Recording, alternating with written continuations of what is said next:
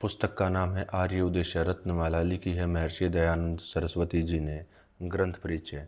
इस ग्रंथ में महत्वपूर्ण व्यवहारिक शब्दों, आर्यों के मंतव्यों की परिभाषाओं प्रस्तुत की गई हैं जो वेद आदि शास्त्रों पर आधारित हैं।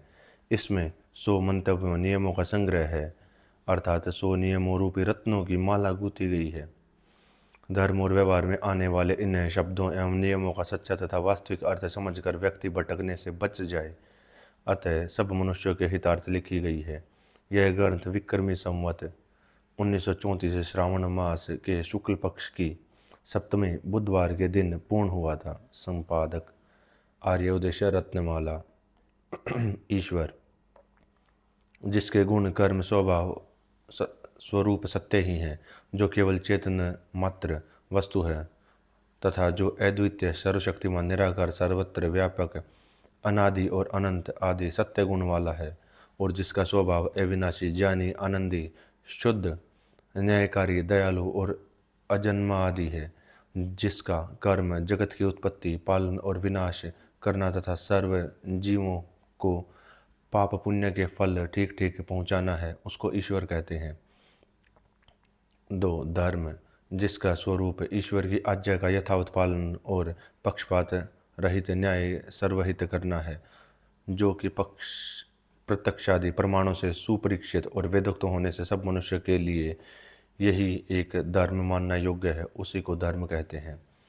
3. अधर्म, जिसका स्वरूप ईश्वर की आज्ञा को छोड़कर और पक्षपात सहित अन्याय होकर बिना परीक्षा करके अपने ही हित करना है, जो अविद्या, हठ, अभिमान, क्रूरता, दोषयुक्त होने के कारण वेद विद्या से विरुद्ध है और सब मनुष्यों को छोड़ने के योग्य है, इससे यह अधर्म कहता है।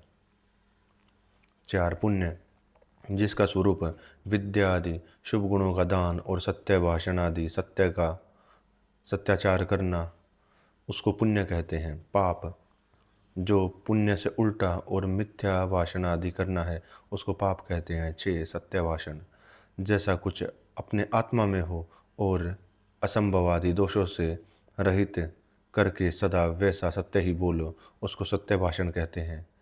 7. मिथ्या भाषण, जो कि सत्य भाषण अर्थात सत्य बोलने से विरुद्ध हो, उसको असत्य भाषण कहते हैं। 8. विश्वास, जिसका मूल अर्थ और फल निश्चय करके सत्य ही हो, उसका नाम विश्वास है।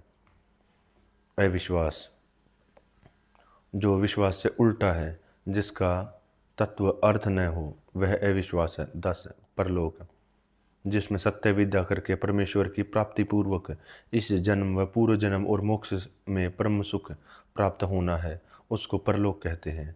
11. अपरलोक, जो परलोक से उल्टा है, जिसमें दुख विशेष भोगना होता है, वह अपरलोक कहता है। 12. जन्म, जिसमें किसी शरीर के साथ संयुक्त होकर जीव कर्म करने में समर्थ होता है, उसको जन्म कहते हैं। 13. मरण, जिस शरीर को प्राप्त होकर जीव क्रिया करता है, उस शरीर को और जीव का किसी काल में जो वियोग हो जाना है, उसको मरण कहते हैं।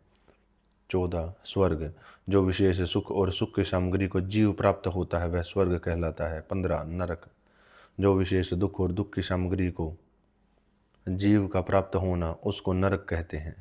16. विद्या, जिससे ईश्वर से लेकर पृथ्वी पर्यंत पदार्थों का सत्य विज्ञान होकर उनसे यथा योग्य उपकार लेना होता है, इसका नाम विद्या है।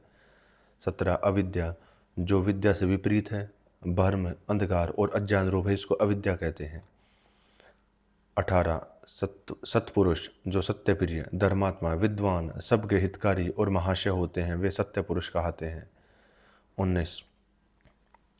सत्संग कुसंग, जिस करके झूठ से छूट के सत्य की ही प्राप्ति हो, उसको सत्संग कहते हैं, और जिस करके पापों में जीव फंसे, उसको कुसंग कहते हैं।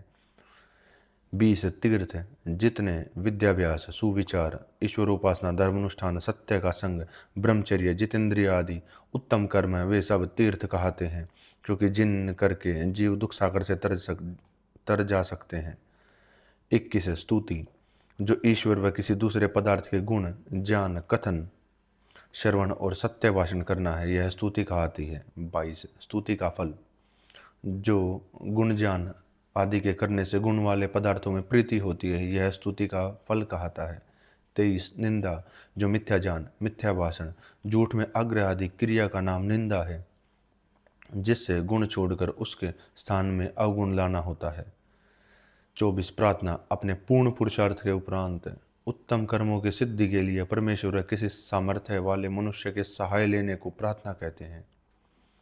25 प्रार्थना का फल, अभिमान का नाश, आत्मा में आर्द्रता, गुण ग्रहण में पुरुषार्थ और अत्यंत प्रीति का होना प्रार्थना का फल है।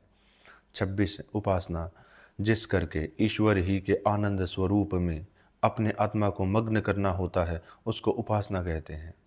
27 निर्गुण उपासना, शब्द, स्पर्श, रूप, रस, गंध, संयोग, वियोग, हल्का भारी, अविद्या, जन्म मरण और दुख आदि गुणों से रहित परमात्मा को जानकर जो उसकी उपासना करनी है, उसको निर्गुण उपासना कहते हैं।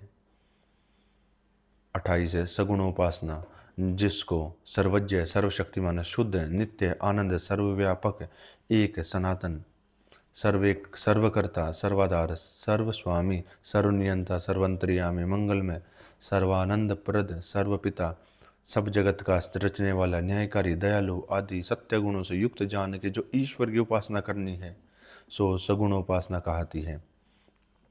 29 मुक्ति, अर्थात जिससे परे, अर्थात जिससे सब बुरे कामों और जन्म मरण आदि दुख सागर से छूटकर सुख स्वरूप परमेश्वर को प्राप्त होकर सुख ही में रहना मुक्ति कहती है। 30 मुक्ति के साधन, अर्थात जो पूर्वोक्त ईश्वर की कृपा, स्तुति, प्रार्थना और उपासना का करना तथा धर्म का आचरण, पुण्य का करना, सत्संग, विश्वास, तीर्थ सेवन, सत्पुरुषों का संग, परोपकार आदि सब अच्छे कामों का करना और सब दुष्ट कर्मों से अलग रहना, ये सब मुक्ति के साधन कहते हैं। 31 कर्ता, जो स्वतंत्रता से कर्मों का करने वाला है, अर्थात जिसके स्वाधीन सब साधन होते हैं, वह कर्ता कहता है। 32 कारण, जिसको ग्रहण करके ही करने वाला किसी कार्य चीज को बिना बना सकता है।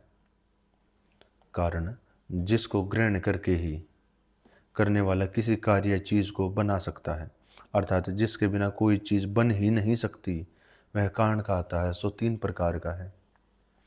33 उपादान कारण, जिसको ग्रहण करके ही ये जीव उत्पन्न हो वह कुछ बनाया जाए, जैसे कि मिट्टी से घड़ा बनता है, उसको उपादान कारण कहते हैं।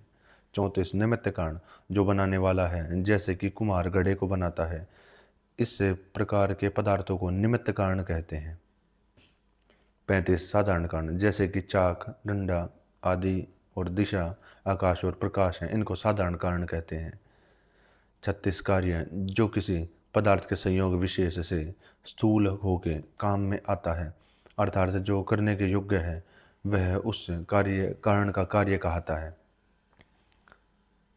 37 सृष्टि, जो कर्ता की रचना करके कारण द्रव्य किसी संयोग विशेष से अनेक प्रकार कार्य रूप होकर वर्तमान में व्यवहार करने के योग्य होती है, वह सृष्टि कहती है।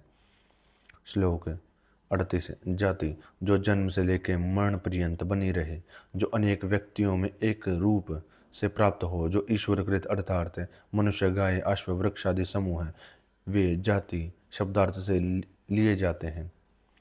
श्लोक 39 मनुष्य, अर्थात जो विचार के बिना किसी काम को न करे, उसका नाम मनुष्य है। 40 आर्य, जो श्रेष्ठ स्वभाव, धर्मात्मा, परोपकारी, सत्य, विद्या, गुणयुक्त और आर्यव्रत देश में सब दिन से रहने वाले हैं, उनको आर्य कहते हैं। 41 आर्यव्रत देश, हिमालय, विंध्याचल, सिंधु नदी और ब्रह्मपुत्र नदी, इन चारों के बीच में और जहाँ तक उनका विस्तार है, उनके मध्य में जो देश है, उसका नाम आर्यव्रत है। 42 दस्यु, अनार्य, अर्थात जो अनाड़ी आर्यों के स्वभाव और निवास से पृथक, डाकू, चोर, हिंसक की जो दुष्ट मनुष्य हैं, वह दस्यु कहता है। 43 वर्ण, जो गुण और कर्मों के योग से ग्रहण किया जाता है, वह वर्ण शब्दार्थ से लिया जाता है। 44 वर्ण के भेद, जो ब्राह्मण, क्षत्रिय, वैश्य और शूद्र आदि हैं, वे वर्ण कहते हैं। 45 आश्रम, जिनमें अत्यंत परिश्रम करके उत्तम गुणों का ग्रहण और श्रेष्ठ काम किए जाएं, उनको आश्रम कहते हैं। 46 आश्रम के भेद, जो सद्विद्या, शुभ गुणों का ग्रहण तथा जितेंद्रियता से आत्मा और शरीर के बल को बढ़ाने के लिए ब्रह्मचर्य है। जो संतानोत्पत्ति और विद्या सब व्यवहारों को सिद्ध करने के लिए गृहस्थ आश्रम, जो विचार के लिए वानप्रस्थ और जो सर्वोपकार करने के लिए संन्यास आश्रम होता है, ये 4 आश्रम कहते हैं। 47 यज्ञ, जो अग्निहोत्र से लेकर अश्वमेघ पर्यंत जो शिल्प व्यवहार और जो पदार्थ विज्ञान है जो कि जगत के उपकार के लिए किया जाता है, उसको यज्ञ कहते हैं। 48 कर्म, जो मन, इंद्रिय और शरीर में जीव चेष्टा विशेष करता है, वह कर्म कहता है। वह शुभ अशुभ मिश्र भेद से 3 प्रकार का है। 49 क्रियामान, जो वर्तमान में किया जाता है सो क्रियामान कर्म कहता है। 50 संचित, जो क्रियामान का संस्कार ज्ञान में जमा होता है उसको संचित कहते हैं।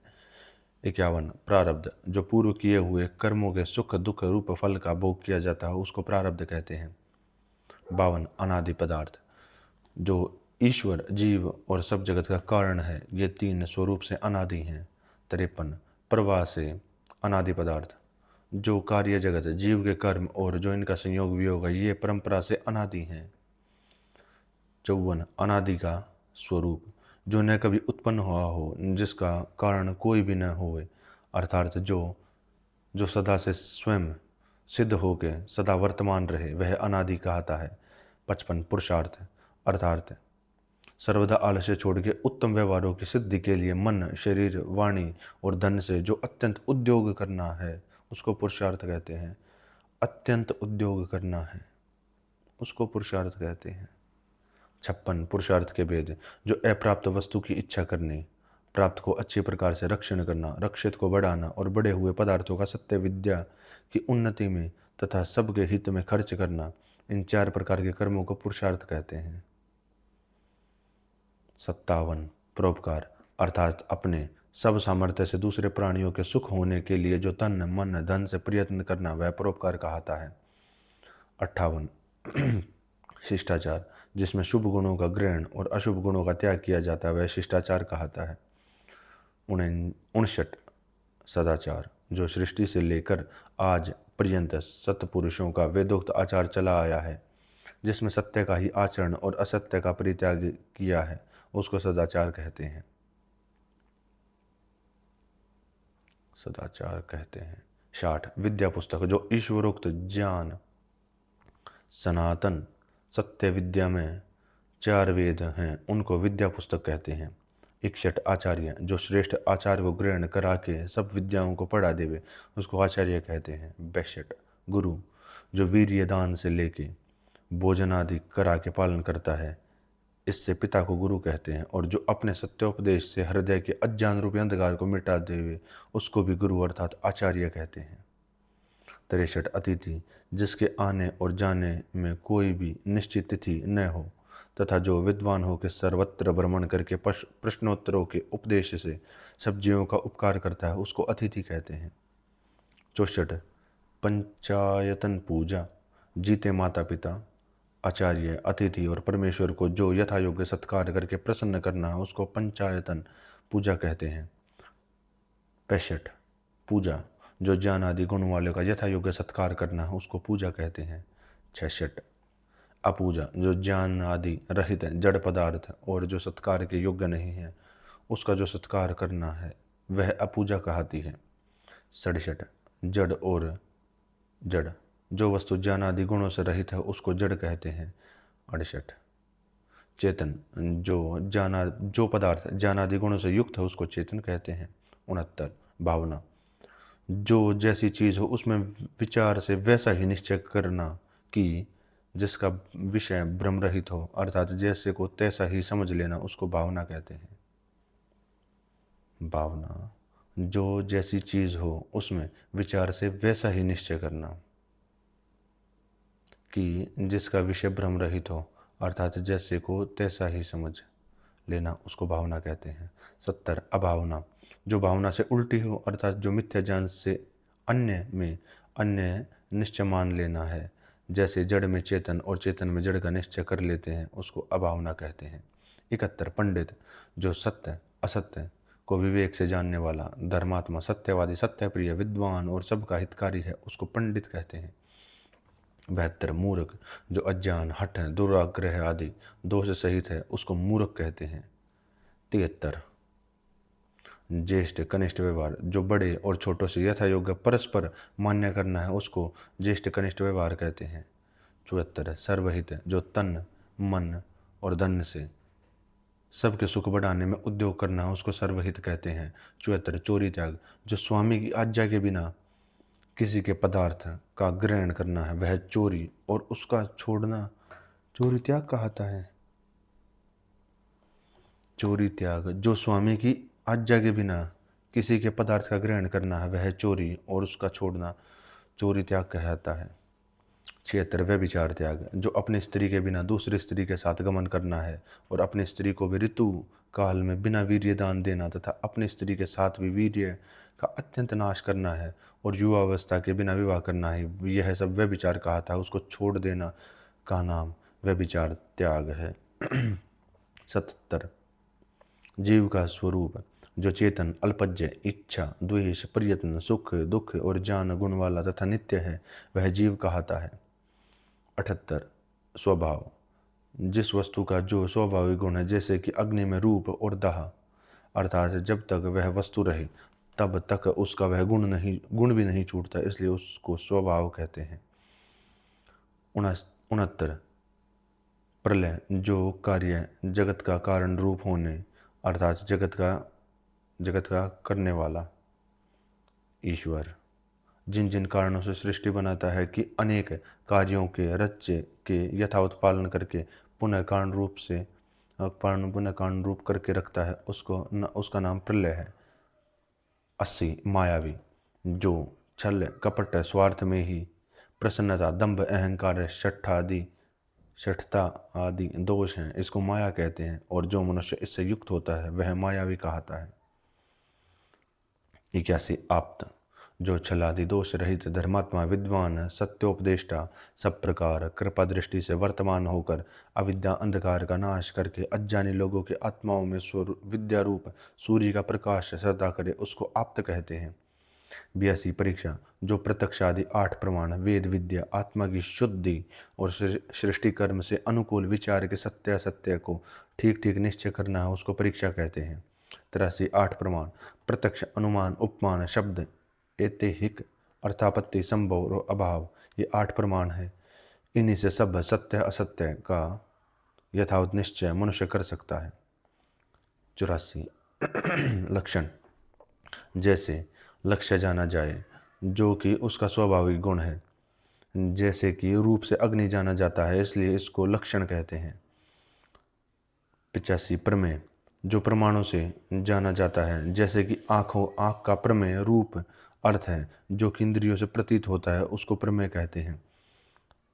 86 प्रत्यक्ष, जो प्रसिद्ध है, शब्द आदि पदार्थों के साथ है, श्रोत्रेंद्रिय और मन के निकट संबंध से ज्ञान होता, उसको प्रत्यक्ष कहते हैं। 87 अनुमान, किसी पूर्व दृष्ट पदार्थ के एक अंग को प्रत्यक्ष देख के पश्चात उसके अदृष्ट अंगों का जैसे यथावत ज्ञान होता, उसको अनुमान कहते हैं। 88 उपमान, जैसे किसी ने किसी से कहा कि गाय के समतुल्य नील गाय होती है, जो कि सदृश उपमा से ज्ञान होता, उसको उपमान कहते हैं। 89 शब्द, जो पूर्ण आप्त परमेश्वर और पूर्वोक्त आप्त मनुष्यों का उपदेश है, उसी को शब्द प्रमाण कहते हैं। 90 ऐतिह्य, जो शब्द प्रमाण के अनुकूल हो, जो कि असंभव और झूठा लेख न हो, उसको इतिहास कहते हैं। 91 अर्थापत्ति, जो एक बात के कहने से दूसरी बात बिना कहने समझी जाए, उसको अर्थापत्ति कहते हैं। 92 संभव, जो बात प्रमाण, युक्ति और सृष्टि कर्म से युक्त हो, वह संभव कहता है। 93 अभाव, जैसे किसी ने किसी से कहा कि तू जल ले आ, उसने वहाँ देखा कि यहाँ जल नहीं है, परंतु जहाँ जल है वहाँ से ले आना चाहिए, इस अभाव निमित्त से जो ज्ञान होता है, उसको अभाव प्रमाण कहते हैं। 94 शास्त्र, जो सत्य विद्याओं के प्रतिपादन से युक्त हो और जैसे करके मनुष्य को सत्य शिक्षा हो, उसको शास्त्र कहते हैं। 95 वेद, जो ईश्वरोक्त सत्य विद्याओं से युक्त ऋक् संहिता 4 पुस्तक हैं, जिनसे मनुष्य को सत्य सत्य ज्ञान होता है उनको वेद कहते हैं। क्षण में पुराण जो प्राचीन इत्रीय शतपथ आदि ब्राह्मण आदि ऋषि मुनि कृत सत्यार्थ पुस्तक हैं, उन्हीं के पुराण इतिहास कल्प गाथा और नराशंसी कहते हैं। 97 उपवेद जो आयुर्वेद वैदिक शास्त्र जो धनुर्वेद शस्त्रास्त्र शस्त्रास्त्र विद्या राजधर्म जो गंधर्व वेद गान शास्त्र और जो अथर्ववेद शिल्प शास्त्र है, इनको चारों वेदों का उपवेद कहते हैं। 97 98 वेदांग जो शिक्षा कल्प व्याकरण निरुक्त छंद और ज्योतिष आर्य सनातन शास्त्र हैं, इनको वेदांग कहते हैं। 99 उपांग जो ऋषि मुनि कृत मीमांसा वैशेषिक न्याय योग सांख्य और वेदांत 6 शास्त्र हैं, इनको उपांग कहते हैं। सो नमस्ते, मैं तुम्हारा मान्य करता हूँ। इति आर्य उद्देश्य रत्नमाला समाप्त। ओम शम।